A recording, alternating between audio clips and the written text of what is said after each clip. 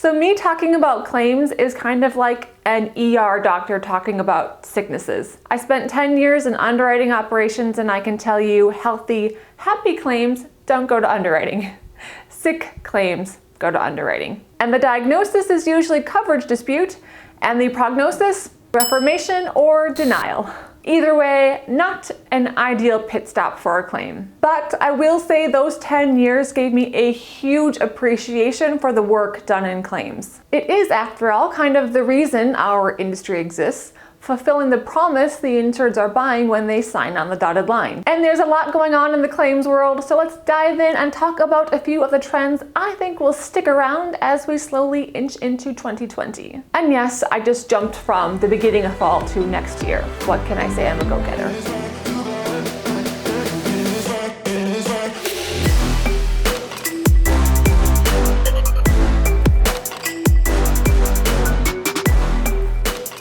First up, decreasing claim volume. On the P side of P&C, IoT has enormous potential. One of the most common types of claims, and every underwriter's least favorite phrase to see on a policy, is non-weather water loss. The average homeowner's water claim is $6,700. Water claims cost the industry billions of dollars every year, and for the most part, they are preventable. Analysts estimate that IoT leak detecting technology could reduce water claims by 93%. If we can incentivize insureds to install these devices via discounts and start adding them into new construction more frequently, I think we'll see a huge shift here. And that's just one example. There are a ton of devices on the market, and companies like Nest, Wink, and Ecobee that are producing IoT technology that both reduces risk and adds convenience. And shout out to the state of Washington that passed a regulation in 2018 to allow property insurers to provide goods and/or services to their insureds as part of a policy of insurance in order to mitigate or prevent losses.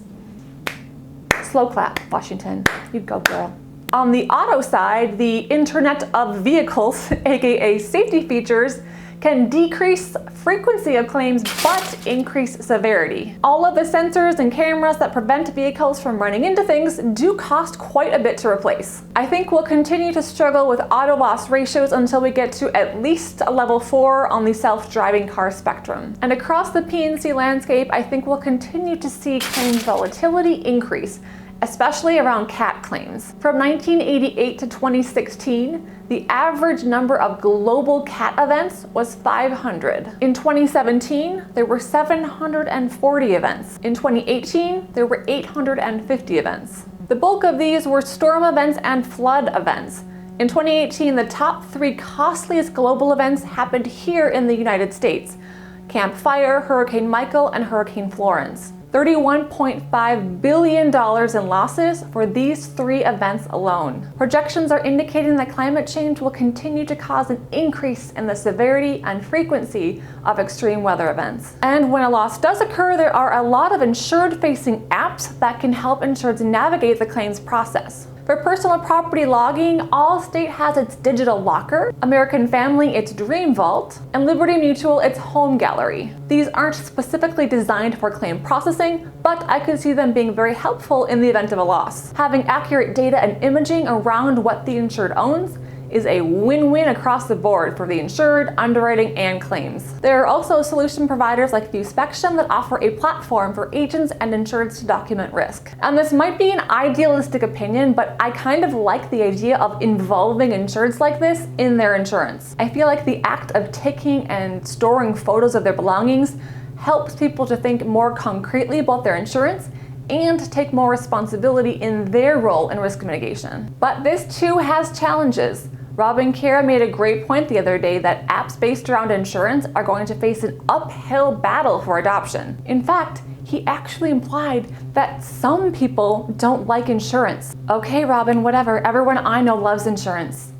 Okay, fine. So we don't have the engagement pull of the retail, entertainment, or sports industry when it comes to apps. If we want our apps to get traction, we're really going to have to dig into some psychological and gamification principles. On the actual claims processing side, Allstate has its quick photo and Insurance its video appraisal. As consumer expectations evolve and we all become more and more demanding, I imagine these types of apps and services will become more and more prolific. Consumers expect immediacy and they expect choice. Claimants want to choose how they file the claim and how they receive payment. So even if you're doing everything else right, you might lose the customer experience war if you send a paper check to someone expecting an instant transfer. Or on the other hand, you might lose the customer experience war if you send an instant transfer to someone who had a traumatic loss and wants their agent on their doorstep with a paper check and a listening ear. I can personally vouch for this.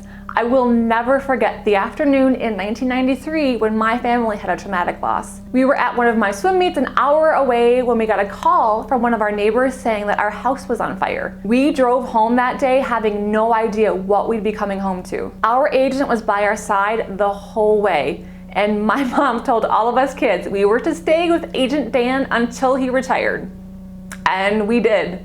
I don't know if an instant payment transfer would have won that kind of loyalty. So while technology is certainly adding value, I think we'll see that it does not replace the human. One theme across many trends this year is that there is a valuable place for humans in the value chain and a valuable place for robots. Particularly flying robots like drones who can go where human adjusters may not be able to go. Drones can get access to areas that may be inaccessible by foot and quickly get both a bird's eye and up-close view of a loss to move the process forward more quickly. They can also help prevent fraud by creating indisputable documentation of property damage. There are some limitations here though. The FAA typically issues TFRs after CAT events that can easily last a week or two. So even drones can't get immediate access to those areas. And unless you have a BevLOS, your drone pilot does need to maintain visual sight. So there's a manual component here. I have no idea if I'm pronouncing this acronym correctly. BevLOS, VLOS, BibLOS. So those are the trends that have caught my attention. Let me know what has been top of mind for you in the claim space lately. And don't forget to subscribe to the Insurance Nerdery, where it is cool to be a nerd. I'll see you next time.